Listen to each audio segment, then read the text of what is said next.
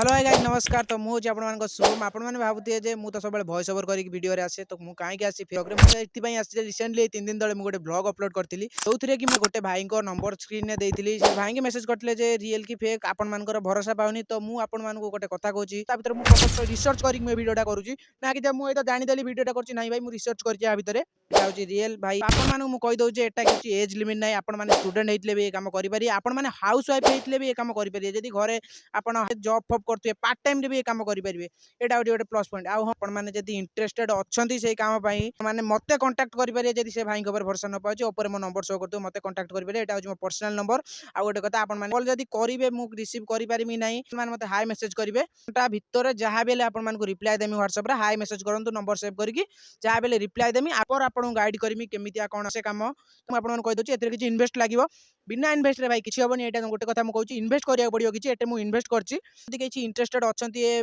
काम करिया पई कि एथरे इनकम करिवे आपण माने 18 वर्ष हेइनी कि 18 वर्ष तळु अछि कि हाउस वाइफ जहा हेता आपण जदि इंटरेस्टेड अछंती मो ऊपर मो नंबर शो करतो मते कांटेक्ट करि पारे एटा हो किछि न कहि मु वीडियो टाको एड सर्च करची राती के देखाबा ब्लॉग रे जय जगन्नाथ।